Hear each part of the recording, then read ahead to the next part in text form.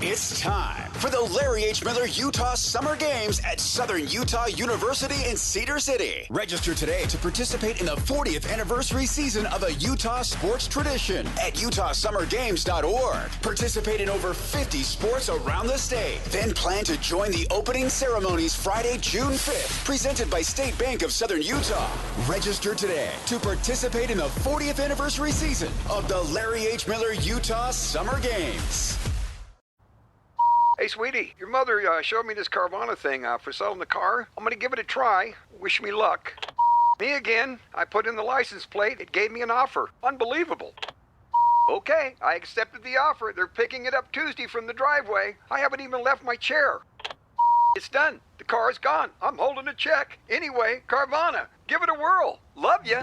So good, you'll want to leave a voicemail about it. Sell your car today on Carvana. Pickup fees may apply. It's time to get your morning started with the news you need to know. News update. This is what's trending with DJ and PK. Hashtag NBA. Here comes Wembanyama, going to work again, backing it in. Victor, kick out, Castle, left wing, Castle, back to Wembanyama. 3 ball on the way, yes sir! Victor Wembanyama feeling it. 16 in the opening quarter. Anthony Edwards of the logo at half court. Over to Nasri, left wing, knocked away by Castle. Castle against Edwards. Castle slams it down for 2. Timeout, Minnesota. Steph Castle and the Spurs defense has come alive in the second half. And the San Antonio Spurs dominate Minnesota 126-97. Spurs now lead the series 3-2 in PK. When Victor Wembanyama is very good, the Minnesota Timberwolves are 0-3. When he's been bad or ejected, they're 0-2, and they got to be really dejected that ejection did not lead to a suspension, because that was probably their best chance in Game 5. And if Minnesota fans are hot, and if Phoenix fans for 20 years ago are hot, I get it, but there's not much they can do once he takes the court. Well, that's why if they win the title, I will consider it bogus, just like I did in the Phoenix thing, whenever that was in Steve Nash's era. And then they had a 50-gamer that they won a title when they only played 50 regular season games. So they basically have 0 or 1 title in my eyes. It is so funny to me how some teams get held responsible for shortened seasons and other teams totally get away with it. And no one ever says anything. That 50-game season sticks in everybody's craw. But I think if we look it up, there was a 66-game season that the Spurs won a title in also. 2 of their 5 titles really did come in shortened seasons. Yeah, but you decided 66 is okay. You told me that somehow the schedule would be good if they played 66. So I'm going to go because of my deep respect for you. Oh, thank you, PK. You acknowledge that one. Thank you. Yeah. That was my idea when they were talking about shortening the season 20 years ago and they didn't, as opposed to now when they're talking about it and they're not going to do it. You play everybody twice, you play everybody in your division 4 times, boom, 66 games, and we're good. Let's go. And that's ironic because when I wanted the Jazz to hang a Northwest Division banner, you poo-pooed it and you said divisions don't matter. But then you turn around when it makes your point and you play everybody in your division. But you scoffed when I said we need to acknowledge the divisional championship. Do you remember those days, Dave? Yeah, I think you do. As a matter of fact, they do. Yeah, I'm acknowledging there's only so much money they're going to give up. I'd be okay with everybody playing twice. They'll never do it because the Celtics and the Knicks need to play 4 times because they make money off it. The Knicks need to play the Nets and the Sixers, so blah, blah, blah. But you're right. I'm a total hypocrite on that issue. Good work, PK. Thank you. Cleveland and Detroit tonight, Game 5. What will happen? 6 o'clock ESPN. Cleveland at home again, like every other game in this series and every game in Detroit's last series. Or finally, does someone break through on the road here? Excuse me, be Detroit at home, or does Cleveland break through on the road? Oh, I think they're very capable of winning in Detroit. Absolutely. I've been saying all along, this is just a sliver of difference between these two teams. And so basically it boils down to who plays better than the other team and who gets some. And you were talking about Sam Merrill, I think it was yesterday, making some vital contributions off the bench. And that is plausible, as are some other guys, whoever it might be. You know, there's a minuscule difference between these teams. So it may come down to Mitchell and Cunningham for all I know, but it could come down to some role players playing a little bit better than what they normally do. The Philadelphia 76ers. 7-game series. They beat the Celtics. They're feeling great. They get swept by the Knicks. And now they sweep out the president of basketball operations. Daryl Morey is gone. They keep head coach Nick Nurse. Bob Myers, who helped build the Warriors, is now the president for Harris Blitzer Sports and Entertainment, and he will lead the search for the new top 76er executive who will oversee the franchise's basketball department. PK, you always go nuts over to the shooting threes and some math nerd. And it's not just one math nerd. There's a whole line of them. And Daryl Morey is somewhere near the front of that line. I think that was a very analytics-driven he made a bunch of analytics-driven decisions. Everybody does to one degree or another, but I think he does to a larger degree. Maybe it'll change a little bit. Maybe they'll get away from that a little bit. See where they go. He's your guy. I remember you quoting him. I think you must have heard him on your Boy the Herd show or something. You came in and quoted him. I'd never even heard of him. So, what'd I quote him about? I don't remember, but because I think, who is this guy? I don't. And then he did something with a tweet or something that got him into trouble. Yes, the whole thing about China was him tweeting about China. That started that snowball rolling downhill. I heard that the president is going over to China, and on the plane with him was like 15 billionaires. Yeah. And at least 7 of them were BYU fans, apparently. Hey, I see what you did there. I wondered where you were going with that. Like, what is the point of this? There's the point of that.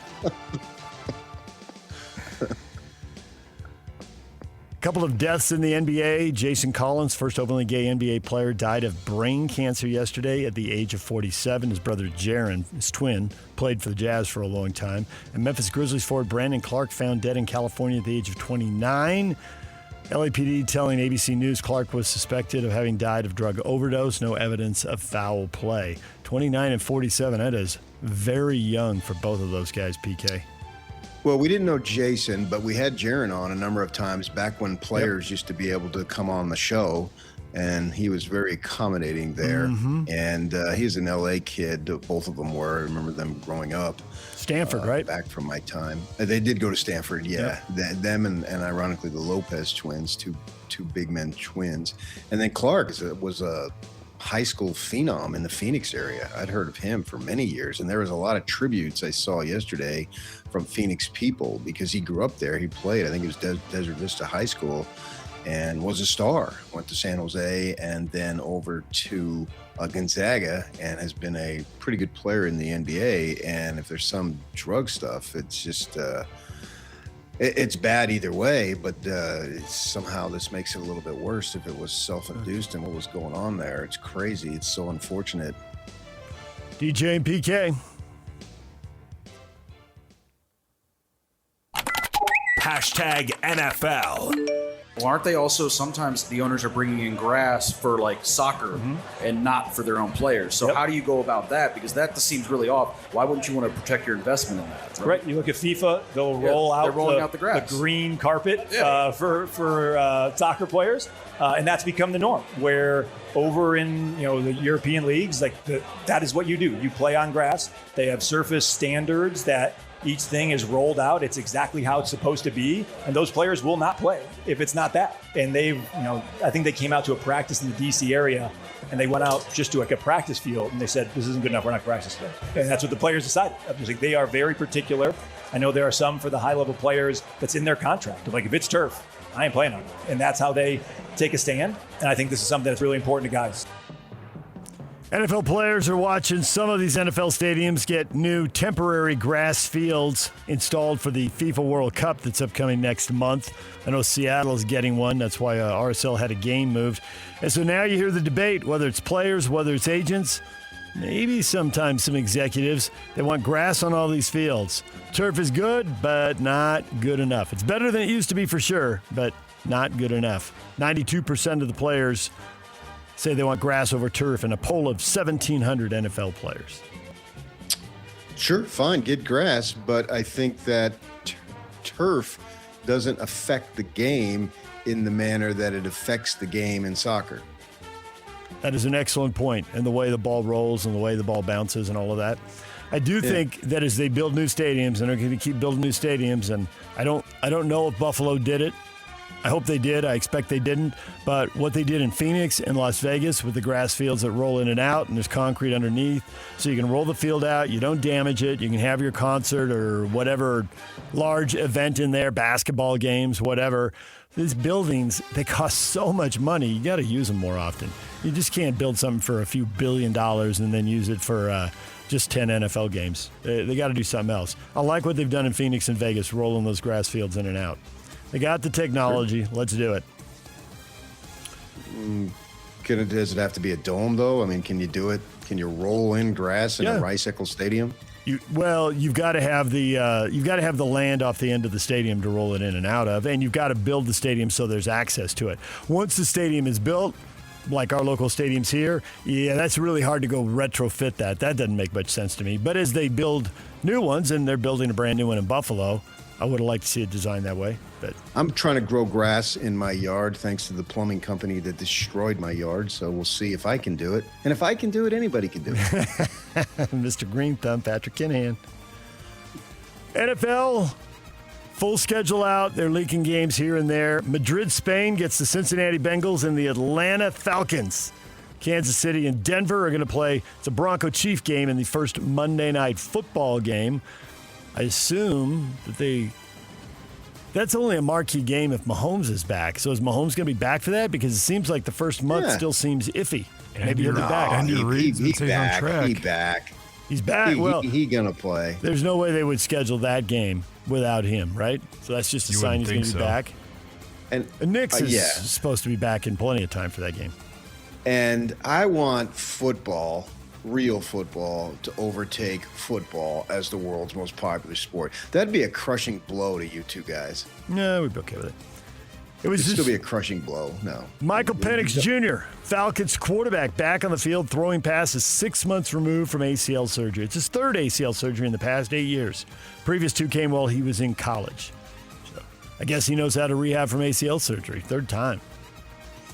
So we got married, too. A big off season for him. DJ and PK. Hashtag college football. ACC coaches and athletic directors have consensus. They want to see the college football playoff expand to 24 teams. That note coming out of the league spring meetings. ACC, Big Ten, and Big 12 all in favor of the 24-team tournament, while the SEC remains steadfast in saying they want the playoff field at 16 teams. Now, a few coaches in the SEC have come out in favor of 24, but right now the SEC is putting the brakes on the bigger tournament. Well, of course, the Big 12 and ACC would want it. Yeah, more access. They don't feel like they're getting much. Yeah. And the SEC is, I think they'll come off of it in time because their stronghold that they've had on college football, now that everybody could pay, has been reduced. And so the power that they've had will slip and continually decline. So they won't be able to think the process of, well, we'll get the most teams in, so we get to hoard the most money, so we'll have the advantage. And I think that's going away. So I think over time, this will happen, whether it's 5 years or whenever, I don't know. But at some point, it'll get to 24. You have long said, once a committee is involved, look out. Here come the politics. Here comes human emotion and all that. I have heard as part of this 24, they are still flirting with the idea of automatic qualifiers. Maybe 4 from each of the power leagues and 2. I mean, it's all to be negotiated. Any of these numbers are squishy and can move in any direction. And maybe 2 for the G5, and then that leaves a committee to pick 6 slots, which the Big Ten and the SEC assume they'd be getting their 5th and 6th teams in then. I don't know what that'll look like exactly. That's one thing I've seen thrown out there. It'll be interesting to see if they do those 2 things at hand. Reduce the committee's responsibilities, have way more automatic qualifiers as part of this expansion. We'll see. Yeah, and then they'll have a few at-large bids just like they do in basketball. And then you need a committee to set it up, unless you already pre-assigned seeds, which I don't think they would do that. So there would be a need for a committee, but its influence would be greatly reduced. Right. Texas coach Steve Sarkisian taking a shot at Ole Miss, saying at Texas, we'll only take 50% of a player's academic credit hours, but at Ole Miss, they can take you. All you have to do is take basket weaving, and you can get an Ole Miss degree. Well, I think basket weaving is an important fabric of the society because how else would we have baskets if we didn't have someone who would weave them? So I think that's a shot there. But don't try to act like you're some high and mighty academic institution when we know if the University of Utah is restricting players from taking certain classes, as Devon Bailey told us himself, when he was trying to pursue an engineering degree and they said no because it's in the way of football. You're going to tell me Texas, which is a football institution, they don't do the same thing? I don't want to hear it. I just don't want to hear it. Look at you getting all logical. That's my role. Well, highly logical take from you. Individually, if what you want to do with academics. And because the other 98% of the student body, and maybe it's not even that much, they have to adhere to it. How much do the players have to adhere to it? And how many people and how many athletes? Did Arch Manning go to Texas to play football, or did he go there to play school? You ask me. And that's not a knock on Arch Manning and his intelligence by any stretch. But they're choosing these institutions because of football and money, not because of the engineering school or the business school or any of that other crap. Nope. That was Devon's point. He said he wanted to be a contractor when he's done playing football, and he needed an engineering degree, and there's no way that works out when you got a football schedule. You just can't do it. And now he's going to be a star opposite Jordan Tyson. That would work. Passing attack they're going to have. That'd be cool. Gives me a rooting interest. I feel like I know him just a little bit. But let's go. All right, DJ and PK.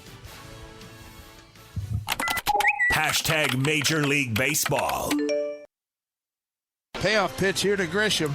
Runners go. Here's the pitch swung on a deep drive. Right center field. Going, and gone. A 3-run homer for Trent Grisham. And the Yankees have blown it open. It's 6-0 here in the third inning.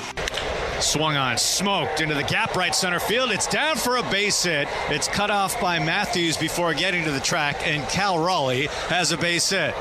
The dugout celebrating. And so's Cal. Everyone can feel great about that one. Cal Raleigh with a base hit. Now here is Haas, who hit one in the third inning. Right-handed batter. And he swings and he hammers one. High and deep, left center, on its way. Adios, Pelota. Highlights from the day in Major League Baseball. Cal Raleigh 0 for 38. Now that's a slump, PK. I know you were a light-hitting third baseman at Thunderbird High, but 0 for 38. Oof. Yeah, I would also add, and please include a weak fielding. No, you were a Gold Glover. There were only 3 errors, and one was a high chopper in the Moon Valley field, and it spun the wrong way. No, I'm not buying that. I'll go with light hitting. But I'll give you 10 minutes to stop. Seattle routs Houston 10-2 as Cal Raleigh gets off the schneid and gets it going. Shohei Ohtani been a bit of a slump, but hey, he snapped out of it. Didn't help the Dodgers, though. They dropped their 4th straight. Giants beat them 6-2. Shohei, the slump at the plate. Would you like 10 minutes to remind us that you said this would happen? He's pitching. It takes so much energy and focus.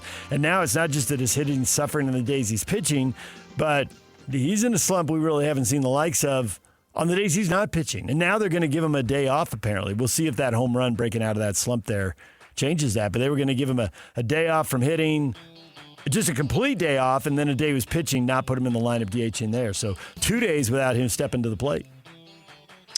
Yeah, I think we're seeing it come to pass. It hasn't been done for a reason. And I think other players could have done it, but they were too valuable doing whatever. Mike Trout threw a perfect game no-hitter in high school once. And I was at Dodger Stadium once when they were playing the Angels down at Pac-12 Media week and coincided with that. And I went to the ballpark that night, and he threw a guy out from center field, and they said the throw registered 94. And that's not 60 feet 6 inches. Right. That's from center field to home plate, right?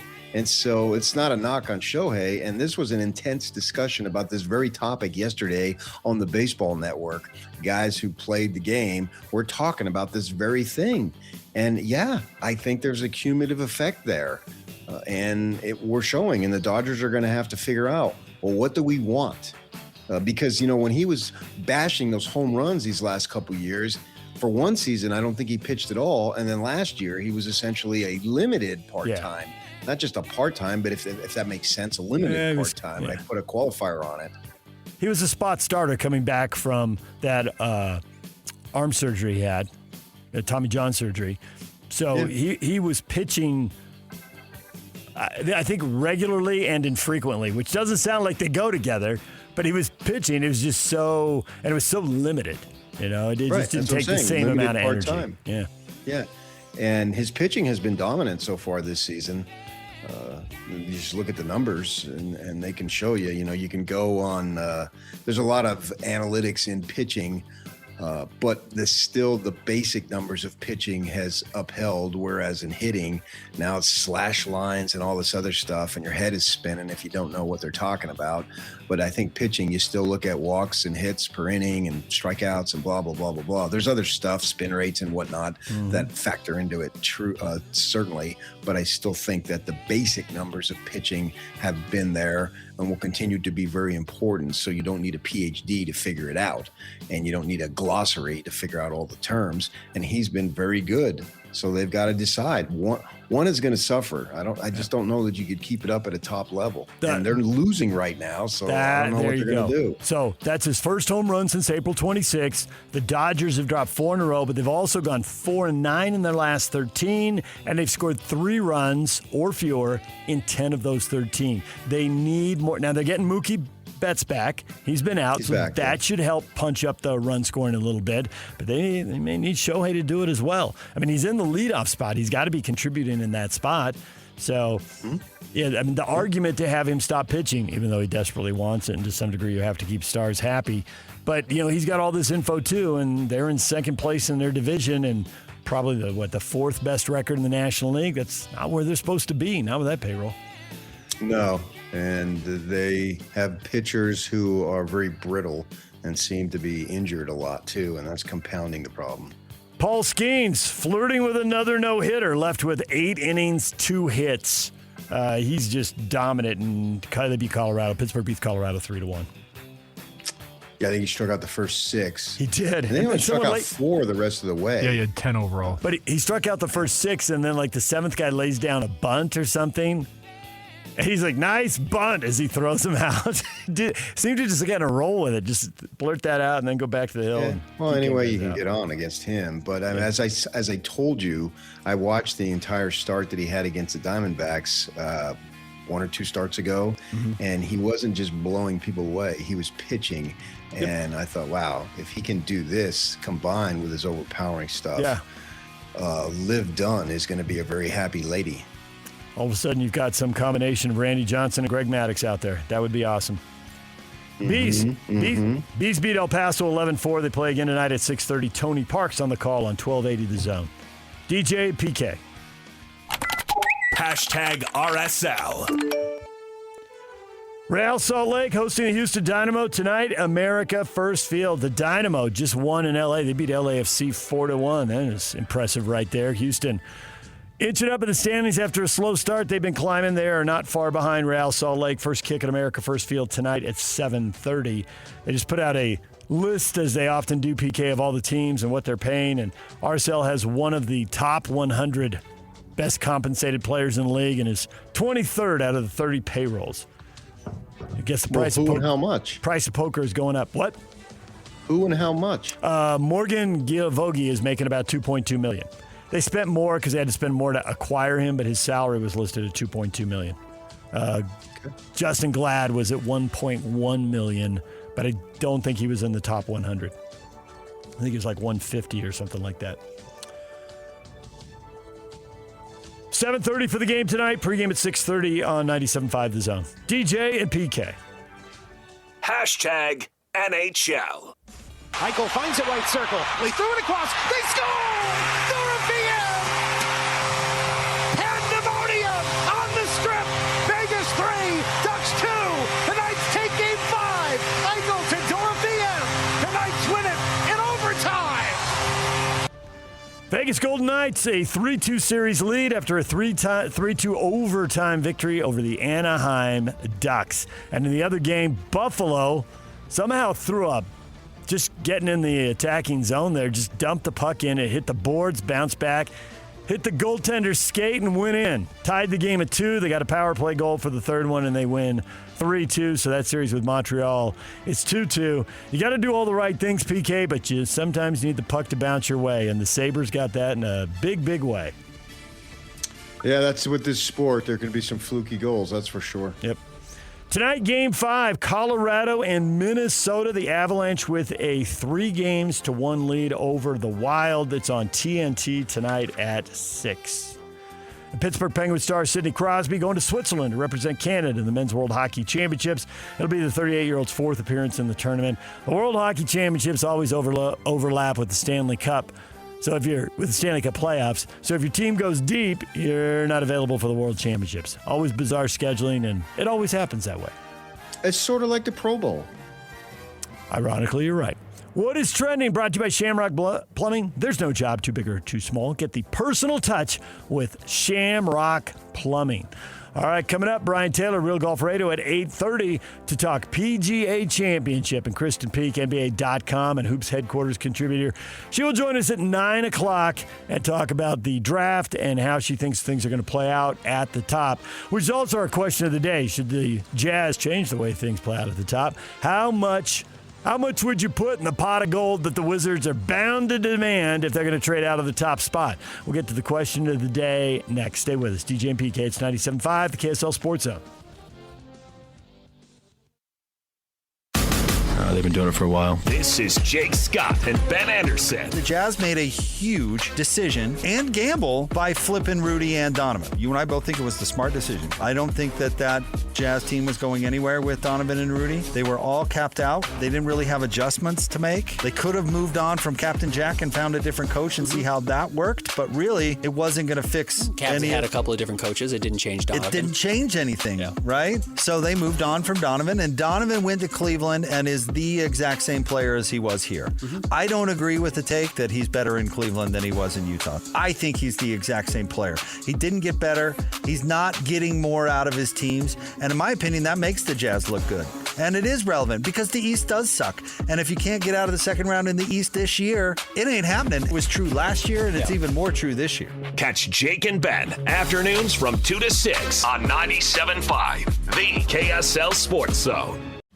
I sold my car in Carvana last night. Well, that's cool. No, you don't understand. It went perfectly. Real offer, down to the penny. They're picking it up tomorrow. Nothing went wrong. So, what's the problem? That is the problem. Nothing in my life goes as smoothly. I'm waiting for the catch. Maybe there's no catch. That's exactly what a catch would want me to think. Wow, you need to relax. I need to knock on wood. Do we have wood? Is this table wood? I think it's laminate. Okay, yeah, that's good. That's close enough.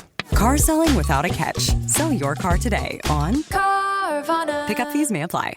Tomorrow, Beehive Meals opens their new production facility in Ogden. Tune in as Scotty G and the coach go live, bringing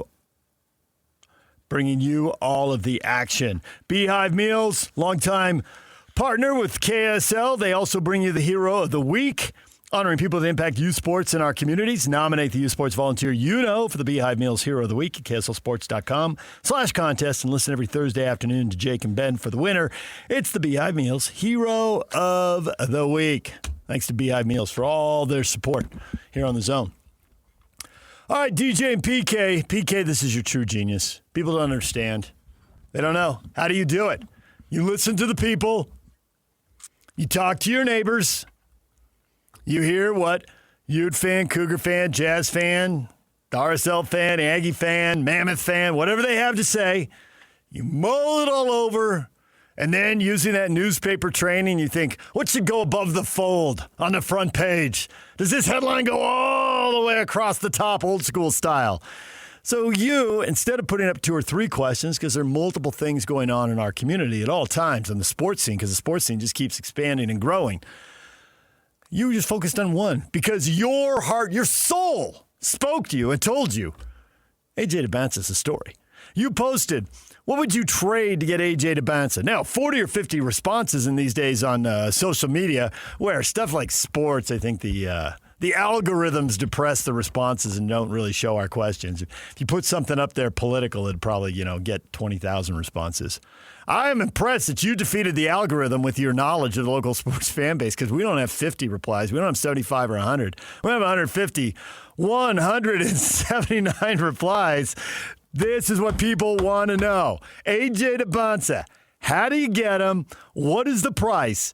And there are a lot of people who will back up the truck. But I was surprised reading these, and we're certainly not going to read 179 comments. But I was surprised how many people in here had some version of what Jared said. If they want the number 2 pick and some junk, I'd listen. But otherwise, forget about it. If AJ falls to number 2, great, take him and be overjoyed. If not, take DP and realize you got a guy who's going to be great too. And he might better fit your current needs anyway. Sure, AJ might be the better player 10 years from now, but just because he has Utah ties, it's no guarantee he'll stay here anyway. So Jared's like, whoa. Don't let the Wizards hold you up. You're going to get a good player either way. Be patient. And there is a lot of that in here. Tons of that. Ryan, stay at number 2. Draft Peterson or AJ, whoever Washington doesn't take. Ryan's all about being patient. Give them nothing, he says. You surprised by the amount of patience in your people? I suppose to a degree, but you need to figure out some things. Who do you believe is not just a better player in a year or two, but who has, if there is one, there may not be, but the old higher ceiling they talk about, if you think one is significantly higher than the other, and who's to say that they don't necessarily trade up to get Darren Peterson for that matter? We've been talking about AJ because of his local connection. We understand that.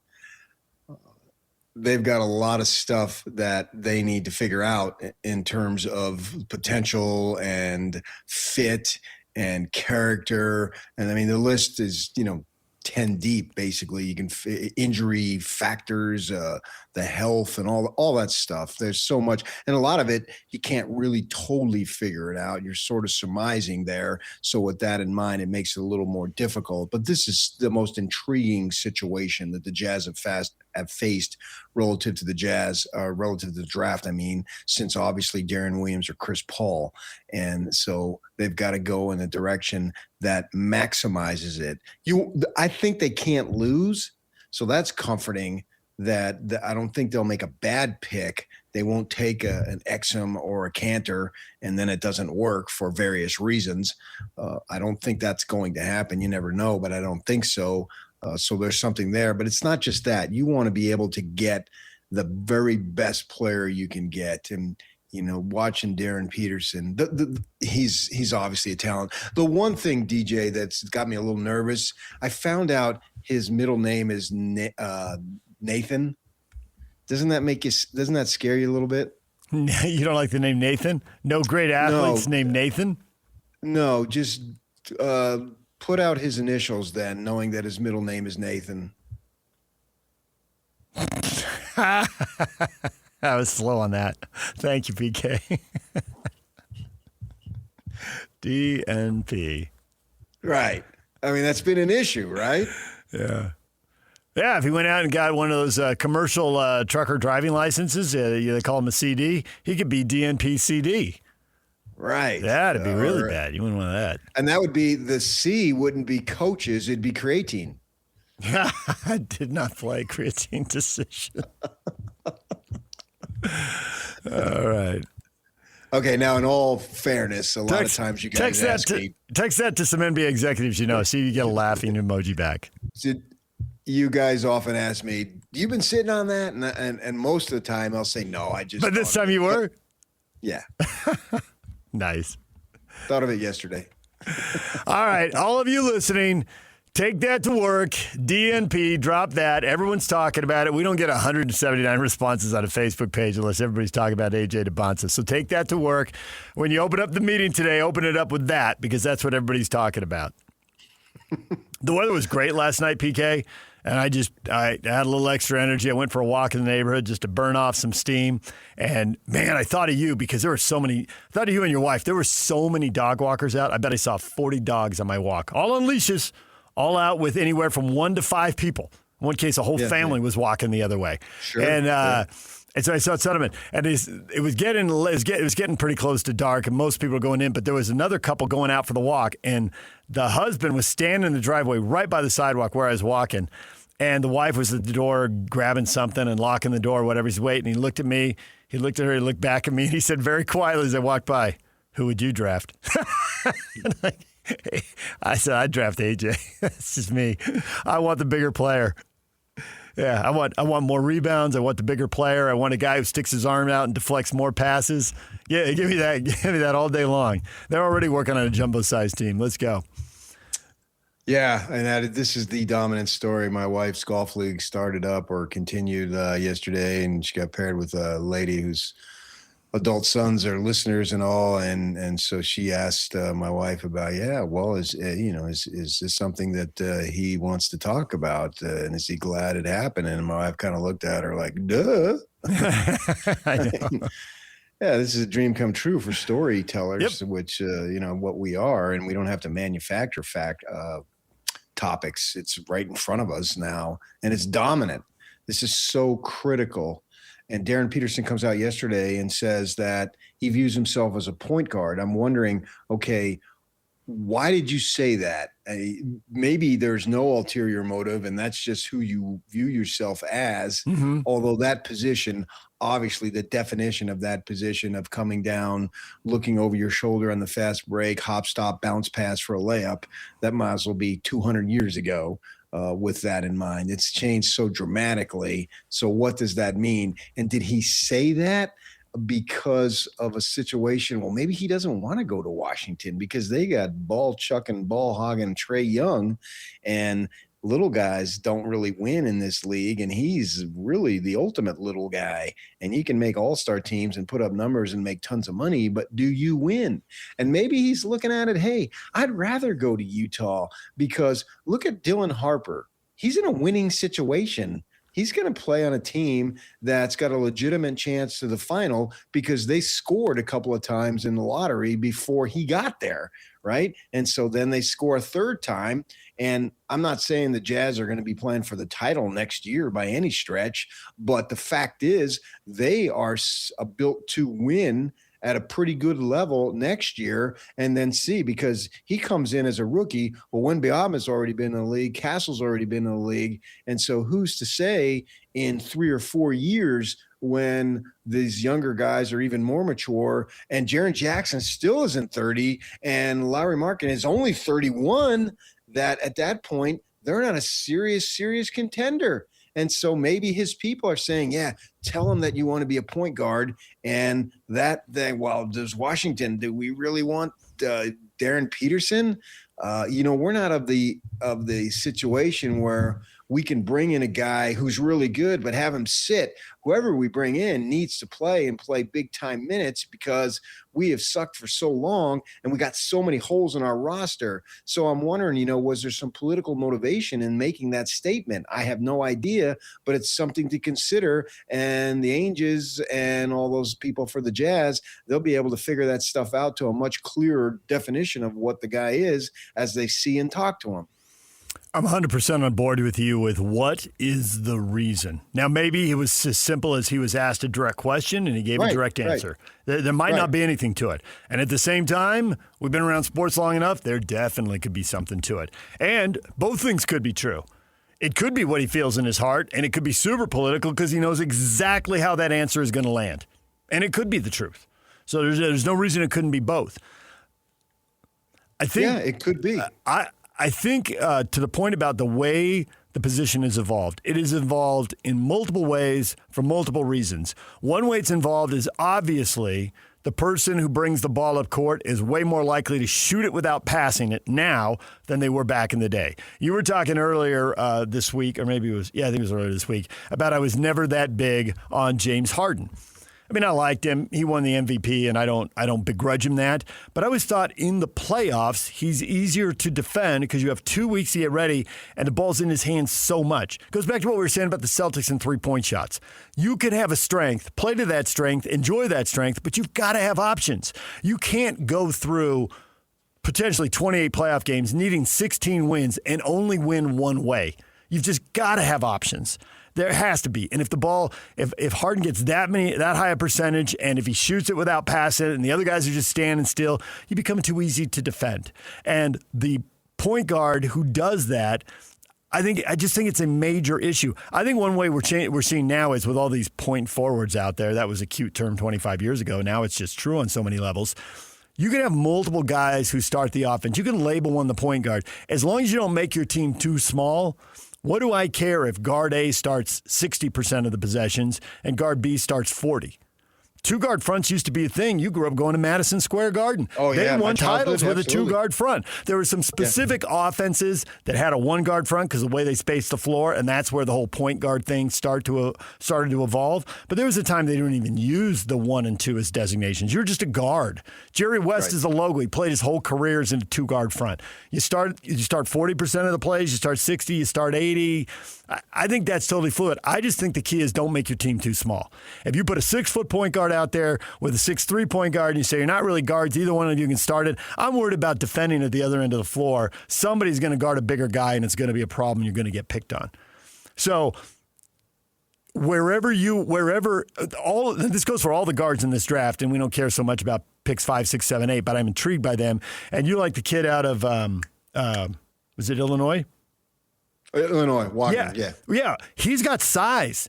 So he could play and split with some 6'2" point guard like Trey, and as long as Trey's willing to give him the ball and not start 95% of the possessions when he's on the court. And that's the other thing. How many minutes you're going to play these guys? How many possessions you start in a game is limited somewhat by the fact of how many minutes are you going to play. You can't start the possession if you're sitting over there on the bench. So if you can get a big point guard and pair him with it and say, okay, we got a couple guys who can play the point guard spot, and maybe you're starting 30% of the actions, maybe you're starting 60%. Yeah, David Locke used to have a thing during the Quinn Snyder era about where they were running a pick and roll on one side of the floor into a pick and roll on the other side. Well, you need two guys who can run it at that point. So I think you got it. That goes back to the point you made at the top of the segment. There's a lot for Austin Ainge and Danny Ainge and Jay-Z and the coaches and the whole staff to figure out here. And one thing is, where do they think the game's evolving? You're making a pick for 7, 10, 12 years.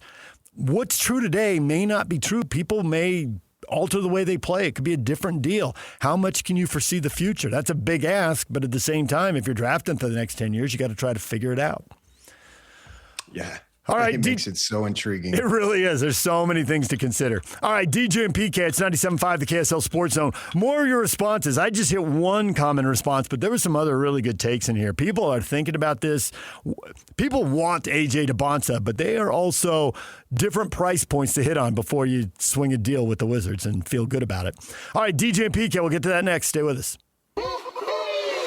For Jazz fans, it's been a rough few years.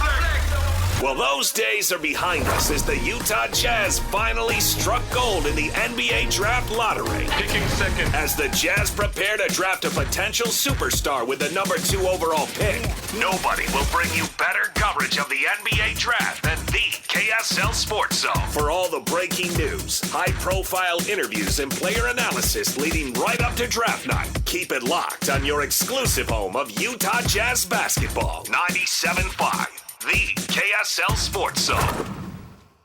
If the world were like a Sleep Number mattress, everything would adapt for your comfort. Because as your life changes and your body changes, Sleep Number mattresses adapt and shift to give you personalized comfort night after night. And now everything's on sale during our Memorial Day event. Save up to $1,200 on mattresses for a limited time. To experience a whole new world of comfort, visit a Sleep Number store or go to sleepnumber.com. Sleep Number, to a good life sleep. I sold my car in Carvana last night. Well, that's cool. No, you don't understand. It went perfectly. Real offer, down to the penny. They're picking it up tomorrow. Nothing went wrong. So, what's the problem? That is the problem. Nothing in my life goes as smoothly. I'm waiting for the catch. Maybe there's no catch. That's exactly what a catch would want me to think. Wow, you need to relax. I need to knock on wood. Do we have wood? Is this table wood? I think it's laminate. Okay, yeah, that's good. That's close enough. Car selling without a catch. Sell your car today on Carvana. Pickup fees may apply. Finding ways to be financially savvy is a smart move, and knowing you could be saving money for the things you really want, like that dream home or new ride, is a great feeling. That's why the State Farm Personal Price Plan can help you save when you choose to bundle home and auto. Bundling, just another way to save with the Personal Price Plan. Prices are based on rating plans that vary by state. Coverage options are selected by the customer. Availability, amount of discounts and savings, and eligibility vary by state. DJ and PK, it's 97.5, the KSL Sports Zone. Caller 12 right now, 801-575-ZONE. Qualifies for the Copper Rock PGA Championship. You know the deal. We're signing a golfer in the PGA Championship this week.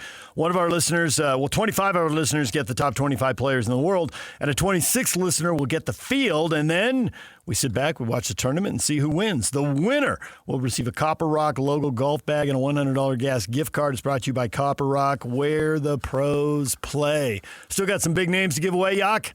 I know you can't tell us. It's filled up pretty good so far, but there's still names out there. Okay. Well, call right now. You might get a big name. Top 25 golfers in the world. Who will it be? We'll find out shortly. Call right now, and Brian Taylor's here at 8:30. Real Golf Radio. We'll talk PGA Championship with him. The question of the morning, which is the question of the week, which is really the question of the next 6 weeks. What would you trade to get AJ Dybantsa? Throw an elbow into Austin's ribs and move him over. I'm driving this bus, Austin. Here's what we're doing. What am I, Vic Wembanyama? Yeah, right. Throwing elbows? No. Because I said in the ribs. If you're Victor, you're going right for the neck. Hit him right in the throat. Right, but I'm short. I can't hit those guys in the neck. Hence, you can't be Victor. You have to be tall and hit guys in the neck. You're just a random NBA player hitting somebody in the ribs. That happens every night in every game. All right, so here's the deal. What would you give up? Some people are just saying nothing. There was a ton of sarcasm. Matt, I'd say the number 2 pick and a bag of chips. So see, he's up in the ante right there. Depending on the chips, could be pretty good. Sensabaugh, the number 2 pick and a handful of magic beans. That's Dan right there. Hector, I'd love AJ, but is it worth messing with the core you have? Peterson's a great pick at number 2. And not that it really matters, but head-to-head, Peterson got the better of AJ in the game they played. Yeah, I wouldn't want to judge anything on one game. You're projecting what these guys are going to do over 10 years. I just saw a thing that, because all the people are posting videos from the combine and the drills and all that, which is fun to watch. That's fine. I watched some of it. But you got to take this stuff with a grain of salt. Somebody, and I don't know if this is true, I didn't look, but apparently Conkin-Ipple was super mediocre in that three-point shooting drill. 8 of 23. You saw it too. That is unguarded, wide open. He went 8 of 23. And meanwhile, there's an argument that he's the best shooter in the league. There's other guys here who are pretty good snipers too. So it depends on the quality of shot you're getting and how many you're taking, but he's really good. Aaron would offer up a dozen Cougar Tails and a caffeine-free Coke. Nice. Thank you. Thank you for throw in some caffeine. Don't give up anything. Draft Peterson and then get AJ as an unrestricted free agent in a few years. Yeah, but that's more than a few years. That's a lot of years. He says 4, but see, at that point, he's restricted. He's not unrestricted at 4. Right. That's restricted. If you're waiting unrestricted, you're doubling that. Oh, yeah. Donovan Mitchell was traded at 6 years, I think. But he was signed for a couple more. So his unrestricted free agency was still, I'd have to go back and add up all the contracts. It was like I don't want to wait that long. Yeah, it was like 8 or 9 years. My patience is very, very thin now, very short.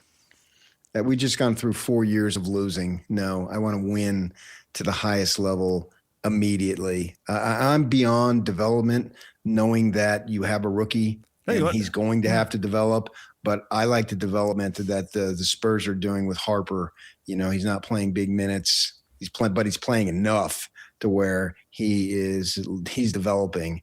And they'll see what they need to do as far as when his time comes and what do they do with Fox and Castle and the other guys that they got there. I want development's fine, but I want to win. We've been 4 years for a franchise that went to the playoffs 20 years in a row, whatever it was. That's too much here. Now it's time to win.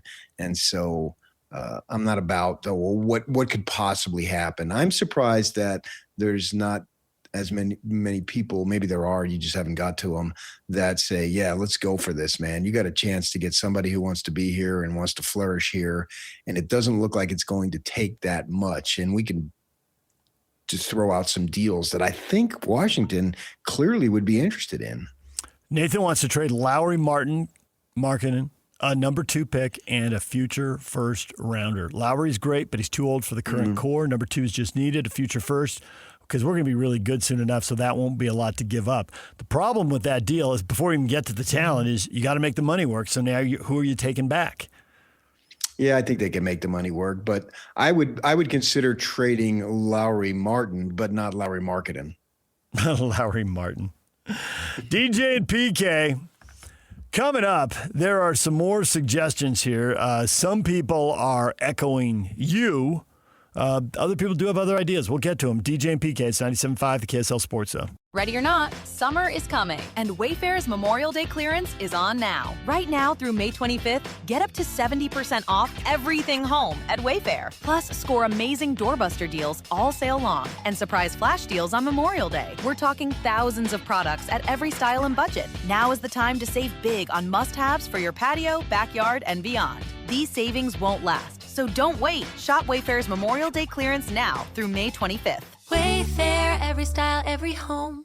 Mom, can you tell me a story? Sure. Once upon a time, a mom needed a new car. Was she brave? She was tired, mostly. But she went to Carvana.com and found a great car at a great price. No secret treasure map required. Did you have to fight a dragon? Nope. She bought it 100% online. From her bed, actually. Was it scary? Honey, it was as unscary as car buying could be. Did the car have a sunroof? It did, actually. Okay, good story. Car buying you'll want to tell stories about. Buy your car today on Carvana. Delivery fees may apply.